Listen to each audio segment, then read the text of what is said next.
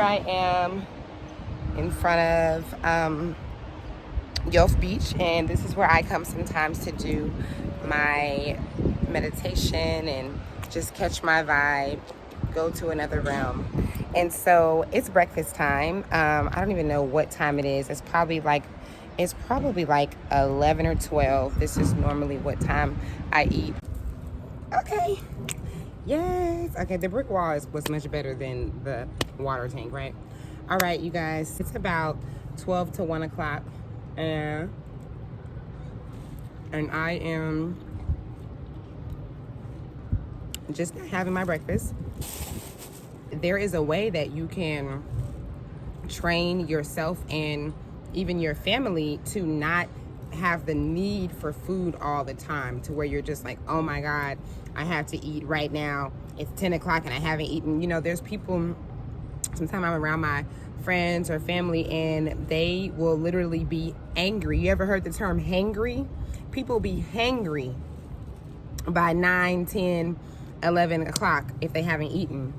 So I just really, you know, along with me transitioning my lifestyle about 10 years ago, eating healthier, I knew that there was levels, you know. I think it's important to not rush yourself. You're not in a competition. This isn't about competing. Your only competition is you. It's whatever you want. It's whatever goal that you choose. So I just remember going from like taking the meat out of our, was it breakfast first? I think it was breakfast first. Yeah, I got rid of, because you know, it's not that much meat in breakfast anyway. So I got rid of like bacon, stuff like that. Honestly, I actually did that first. I got rid of red meat first, and we were just eating chicken and fish before we moved to LA, because LA is when we fully transitioned. And before we moved to LA, we were still living in Oklahoma, and I got rid of all the canned foods and all of the red meats, and so we were just eating chicken and fish. And then by the time we got to LA, I had eliminated, I had taken away the meat from our breakfast. And then after our breakfast, after we got really used to that, I started taking away the meat from our lunch and so on and so forth, until we were used to eating, you know, no meat all throughout the day. And so we did that, and we didn't even do substitutes. I did not start our vegetarian vegan lifestyle with substitutes. I think we were vegetarians at first. I want to say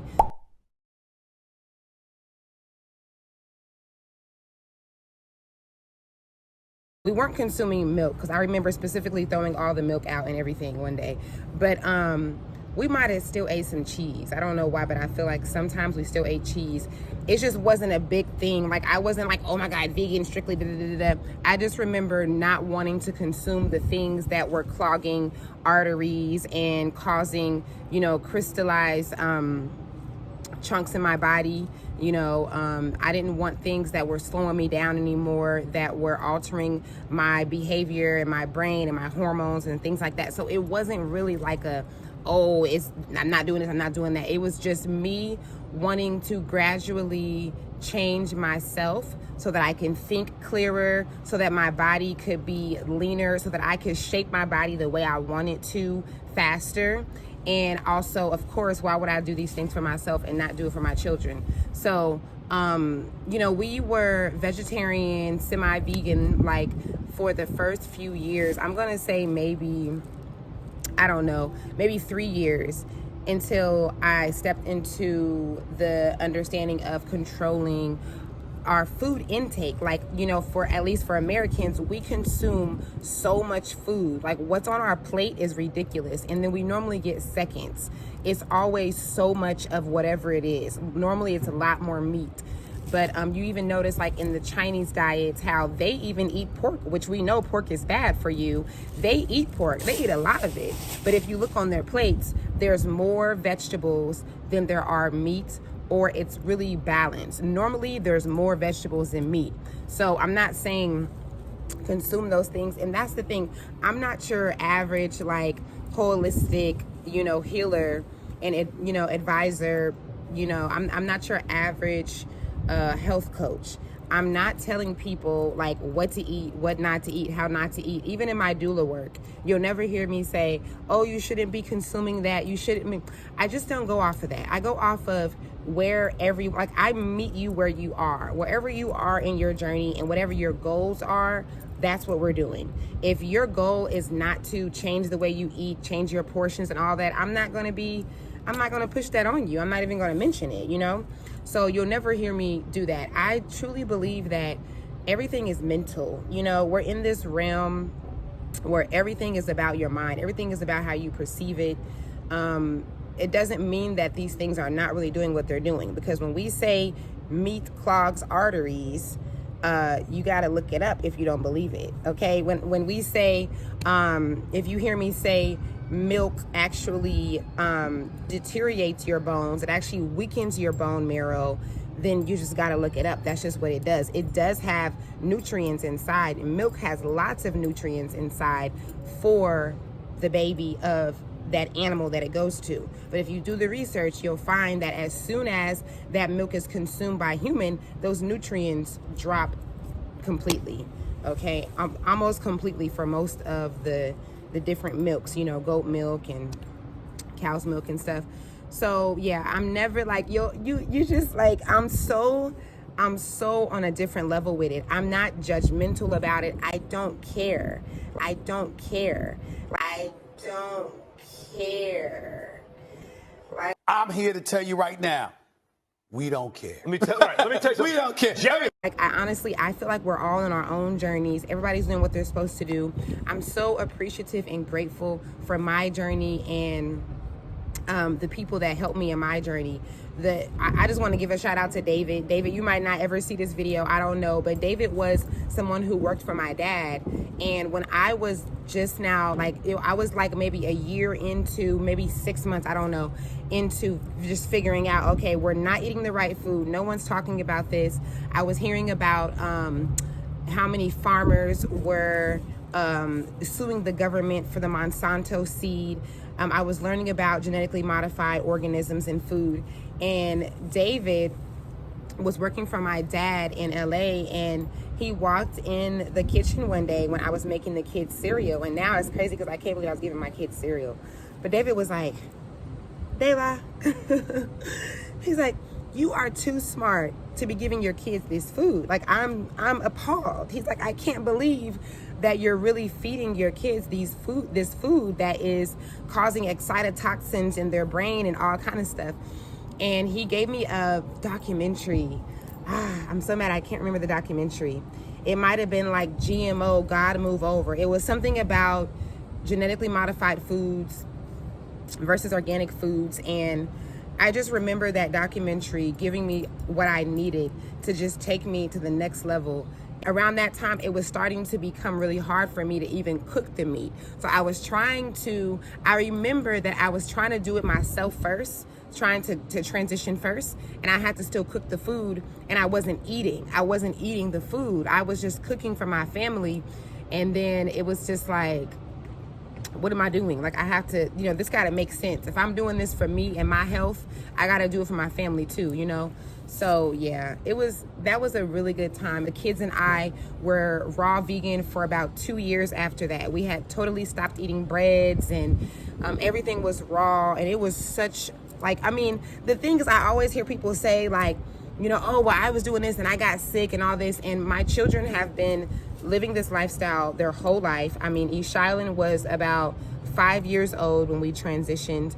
None of them have been chronically ill. None of us are sickly or we're not weak or anything.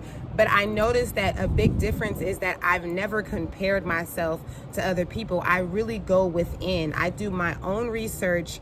No one can tell me about me, no one can change what I'm doing and where I'm at. I'm on my own journey. So I never was rushing into it, because who are you competing with? When did we enter in a competition? So, don't rush. Take your time, go at your own pace. Don't care about what social media is saying about what it means to be vegan or vegetarian. If you want to eat your meat, eat your meat. This is what I tell people all the time. if you are yourself, or if you're with a partner that is okay with you doing it, they're not trying to stop you from transitioning, but they're not necessarily with it, or you're not necessarily with it, don't feel bad. Consume what you want to consume. Eat your chicken, eat your beef, get that in there. Because what's going to happen is, if you know, if you have this inner consciousness that you probably should slow down, eat this kind of food in moderation, what's going to happen as you continue to consume it on one end, and you continue to research it yourself on the other end, you're going to start changing it. As you're consuming it, you're going to be like, what am I missing out on? Like, is it really that serious? Like, could I have made these tacos with walnuts instead of, hamburger meat? And it sounds crazy for some of you. The thing is that I don't give a fuck. Like, you just like, I don't care. I don't care if you're consuming meat every day and that's all you consume. That's your life. That's your personal journey. I don't care if you are a fruitarian, where you're just eating fruit. If you're an airitarian, where you're going off of air. What does it mean to me? Like, this is my journey. You're on your own journey, So I really feel like if we adopted this principle, we would be able to transition and not be sickly.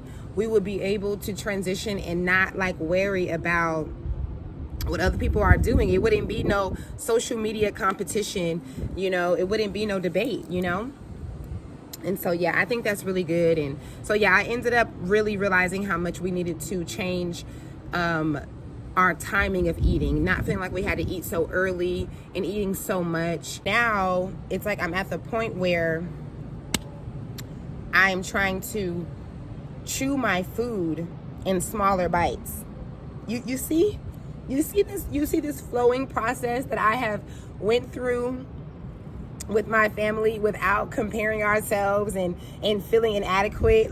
And now I'm on the level where I'm trying to consume my food in smaller bites, because the more that you chew your food, the more that you break up the enzymes, and you really can get the nutrients. You can get the full nutrients, right?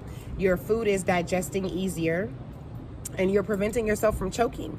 It takes a woman, and I've heard elders speak on this. It takes a woman 3 to 5 years to really get out of her postpartum, phase. We think it's 6 months. That's how much time you get to stay at home. Maybe if you're lucky, you get 3 to 6 months. But the postpartum phase after pregnancy, your 4th trimester, is a series of phases that takes years to get over. And I know that a lot of women will be able to vouch for this, on how we still have a lot of our pregnancy habits, our cravings and stuff like that. And so I know this for certain. I've had 4 children. So this is without a doubt the truth. Coast is 4 years old, and I'm just now coming back into myself on certain levels, just now finding myself again. And so one thing I know is that when I was pregnant with Coast, I really picked up the habit of swallowing my food, not chewing it, swallowing it. Okay, the flies are here because this bread is here. I'm gonna set the bread out. I want it to be high anyway, so hopefully they go that way.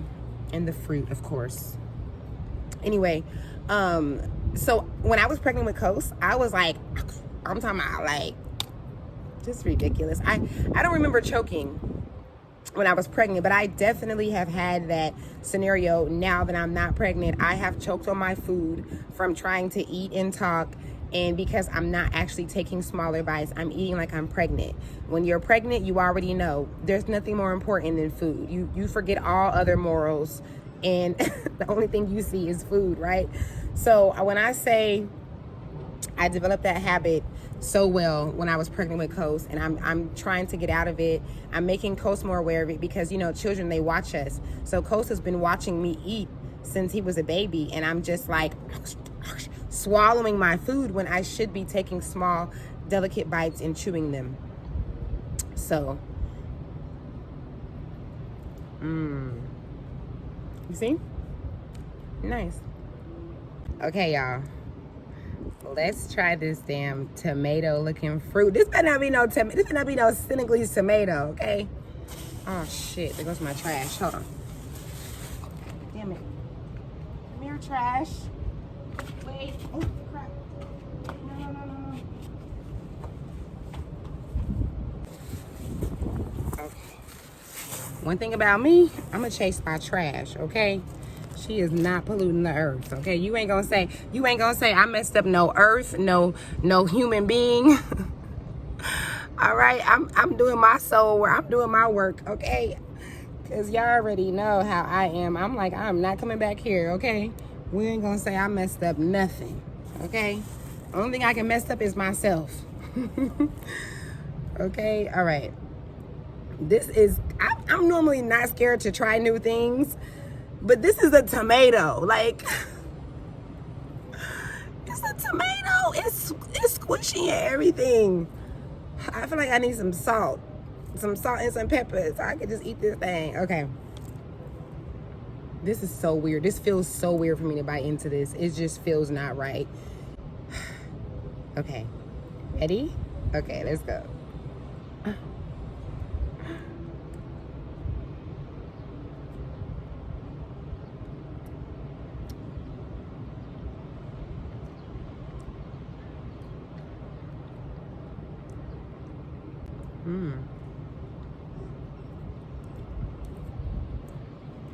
Okay.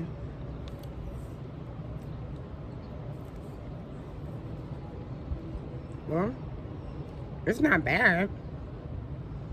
Let's taste something. What is this?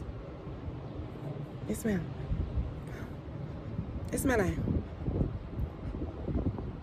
like flour. I'm not playing. I'm good with my senses. This smell like flour. You know how dough smell? Swear to God, if somebody put this in front of me, my eyes closed, I'm gonna be like, we making dough. We making fataya. We making dumplings. That's what I would say. It's so weird. This is so weird. Okay, now this confused me even more. Now I feel like I'm eating a flour tomato that's dipped in flour. It's not bad though.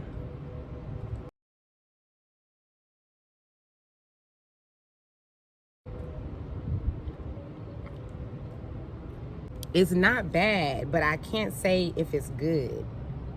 But this flour smell, oh no, it's throwing me off.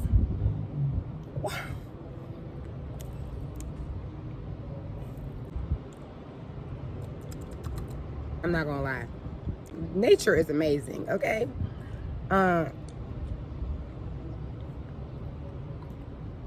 It has a,